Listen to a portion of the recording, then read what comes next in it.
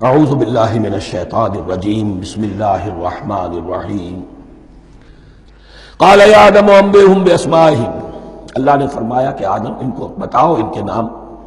فلما انباہم باسمائہم، تو جب انہوں نے بتا دیے ان کو فرشتوں کو ان کے نام، قال الم اقل لکم انی اعلم غیب السماوات والارض، تو اللہ نے فرمایا کہ میں نے کہا نہیں تھا کہ میں جانتا ہوں آسمانوں اور زمین کی تمام غائب چیزوں کو جو تمہاری نگاہوں سے بھی اوجھل ہے، غیب. میں ہر شے کا جاننے والا ہوں. عالم ما تبدون وما کنتم تکتمون، اور میں جانتا ہوں جو کوئی تم ظاہر کر رہے تھے، جو کوئی تم چھپا رہے تھے. چھپانے میں محسوس ہوتا ہے کہ ان کی خواہش یہ تھی کہ خلافت ہمیں ملے. ہم خدام ادب ہیں، ہر وقت تسبیح و تحمید اور تقدیس میں مصروف ہیں، جو حکم ملتا ہے بجا لاتے ہیں. تو یہ خلافت کسی اور مخلوق کو کیوں ملے؟ یہاں صرف یہ اور بتا دوں کہ یہ چونکہ اب ایک تیسری مخلوق کا ذکر بھی بعد میں آئے گا. 3 صاحب تشخص مخلوقات ہیں اللہ کی. صاحب تشخص، صاحب شعور، جن میں کا شعور ہے. انا، میں. ایک ملائکہ ہے، ان کی تخلیق نور سے ہوئی ہے. ایک انسان ہے جن کی تخلیق گارے سے ہوئی ہے. ایک جنات ہیں جن کی تخلیق آگ سے ہوئی ہے. باقی حیوانات ہیں، ان میں شعور تو ہے، خود شعوری نہیں ہے. Self consciousness, there is a world of difference between consciousness and self consciousness. انسان جب دیکھتا ہے تو اس کو یہ بھی معلوم ہے میں دیکھ رہا ہوں. کتا بلہ دیکھتا ہے، اسے یہ اندازہ نہیں ہوتا کہ میں دیکھ رہا ہوں. دیکھنے کا ایک نتیجہ ہے جو نکل آتا ہے، لیکن میں کا وجود نہیں ہے. یہ انا، سیلف، ایگو، یہ انسان میں ہے. جنات میں ہے، شعور میں، اور فرشتوں میں ہے. ایک نوری مخلوق، ایک ناری مخلوق، ایک زمین کے اس کرسٹ میں یہ جو مٹی اور گارے، مٹی کا اور پانی کا جو ملغوبہ ہے گارے کی شکل میں، اس سے بنا ہے. قال یا آدم انبئہم باسمائہم فلما انباہم باسمائہم قال الم اقل لکم انی اعلم غیب السماوات والارض واعلم ما تبدون وما کنتم تکتمون وَإِذْ قُلْنَا لِلْمَلَائِكَةِ اسْجُدُوا لِآدَمَ فَسَجَدُوا إِلَّا إِبْلِيسَ.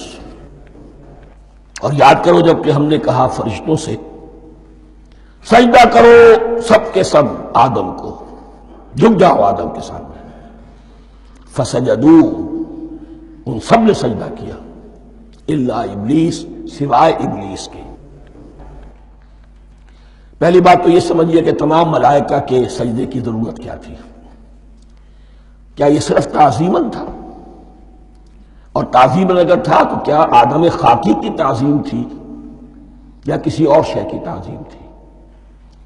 مکی صورتوں میں یہ بات 2 جگہ واضح کی گئی ہے. فَإِذَا سَوَّيْتُهُ وَنَفَخْتُ فِيهِ مِن رُوحِي فَقَعُوا لَهُ سَاجِدِينَ. جب میں اس آدم کی تخلیق مکمل کر لوں اور اس میں اپنی روح میں سے پھونک دوں، تب گر پڑنا اس کے سامنے سجدے میں.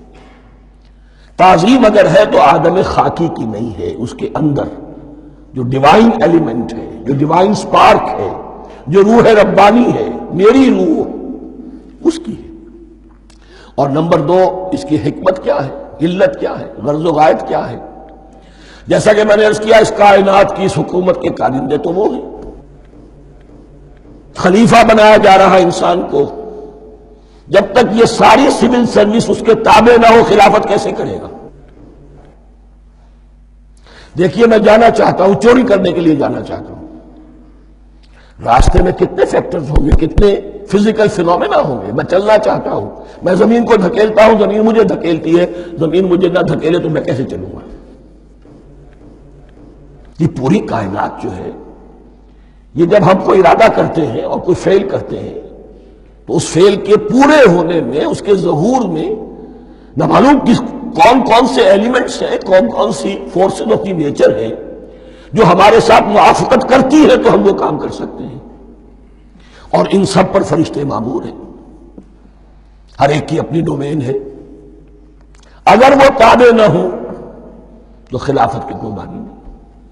خلافت دی گئی ہے، یہ ادھر جانا چاہتا ہے جانے دو، یہ نماز کے لیے مسجد میں جانا چاہتا ہے جانے دو، یہ چوری کے لیے نکلا ہے نکلنے دو، اس لیے کہ اس کو جو اختیار دیا گیا ہے اس کے اختیار کے استعمال میں یہ تمام جو قوتیں ہیں وہ اس کے ساتھ موافقت کرتی ہیں، تب اس کا کوئی ارادہ وہ اچھا ہو یا برا وہ پایہ تکمیل کو پہنچ سکتا ہے۔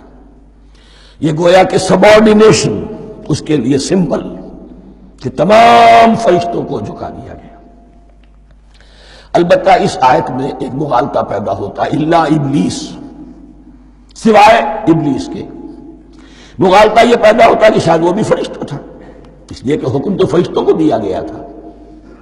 پھر نوٹ کیجئے اس سے پہلے، بہت پہلے سورہ کہف نازل ہو چکی ہے، اور سورہ کہف میں فرما دیا گیا ہے کان من الجن ففسق عن امر ربی، وہ جن تھا بس اس نے سرکشی کی اپنے رب کے حکم سے۔ فرشتے کی شان یہ نہیں ہے، وہ اللہ کے کسی حکم کی سرتابی نہیں کرتا۔ لا یعصون اللہ ما امرہم ویفعلون ما یؤمرون، وہ اللہ کے کسی حکم کی نافرمانی نہیں کرتے اور جو حکم ملتا ہے بجا لاتے۔ یہ جنات کے اندر اختیار تھا، جیسے اختیار انسانوں کو دیا گیا ہے۔ جنات میں نیک بھی ہیں، بد بھی ہیں، اعلیٰ بھی ہیں، ادنا بھی ہیں، جیسے انسانوں میں۔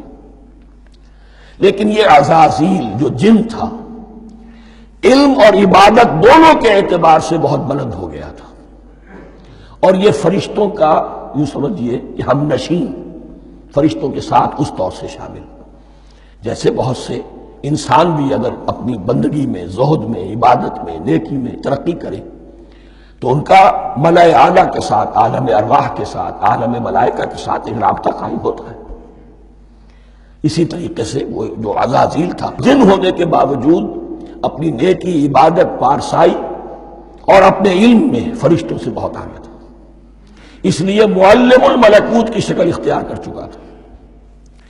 اس کو اپنی زون تھا، یہ بات جیسا کہ میں نے عرض کیا 7 مرتبہ قرآن میں یہ بات آئی ہے، قصہ ابلیس و آدم، کہ فرشتوں کو حکم ہوا کہ سجدہ کرو، سب جھک گئے، ابلیس نے سجدے سے انکار کر دیا 7 مرتبہ۔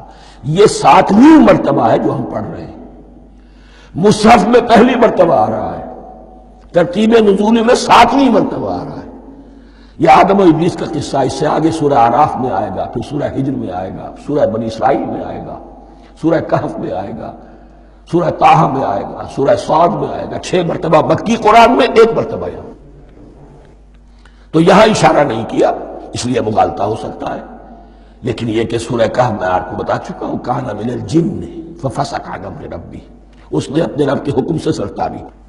ابلیس اس کا صفاتی نام ہے اب، اس لیے کہ اب لسیبلسو کے معنی ہوتے ہیں مایوس ہو جانا۔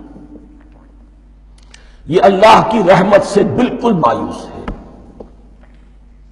اور مایوس جو ہو جائے وہ شیطان ہو جاتا ہے۔ اب میرا تو چھٹکارا نہیں ہے، جتنوں کو برباد کر سکوں کروں، میری تو عاقبت خراب ہو چکی ہے، جتنوں کو اپنے ساتھ، ہم تو ڈوبے ہیں سنم، تم کو بھی لے ڈوبیں گے۔ اب وہ شیطان اس معنی میں کہ انسان کی عداوت اس کی گھٹی میں پڑ گئی، اس نے اللہ سے پھر اجازت بھی لی کہ مجھے مہلت دے دے، یوم یبعثون، قیامت تک کے دن کے لیے، تو میں ثابت کر دوں گا کہ یہ آدم اس رتبے کا حقدار نہ تھا، مستحق نہ تھا جو اسے دیا گیا۔ انا خیر منہ، میں اس سے بہتر ہوں۔ خلقتنی من نار وخلقتہ من طین، تو نے مجھے آگ سے بنایا، اسے گارے سے بنایا۔ لیکن یہ تکبر ہے در حقیقت کہ جس نے اسے راندہ درگاہ حق کر دیا۔ وَإِذْ قُلْنَا لِلْمَلَائِكَةِ اسْجُدُوا لِآدَمَ فَسَجَدُوا إِلَّا إِبْلِيسَ أَبَىٰ وَاسْتَكْبَرَ، ابا اس نے انکار کیا، واستكبر اور تکبر کیا، استکبار کیا۔ وَكَانَ مِنَ الْكَافِرِينَ، کانا عربی زبان میں 2 طرح کا ہوتا ہے، تامہ، ناقصہ۔ ایک معنی یہ ہو سکتے ہیں کہ ہو گیا، اب اپنے اس استکبار اور انکار کی وجہ سے کانا من الکافرین، وہ کافروں میں سے ہو گیا۔ ایک کانا تامہ ہوتا تھا ہی کافروں میں سے، یعنی اس کے اندر سرکشی چھپی ہوئی تھی، اب ظاہر ہو گئی۔ یہ معاملہ ہوتا ہے، کسی شخص کی بدنیتی اس کے اوپر پردے پڑے رہتے ہیں نیکی کے، زہد کے، کسی خاص وقت میں آ کر وہ ننگا ہو جاتا ہے اور جو اس کے اندر تھا اصل اس کی حقیقت وہ سامنے آ جاتی ہے۔ اس کا امکان ہے، تو دونوں معنی اس کے ہو سکتے ہیں۔ صدق اللہ العظیم۔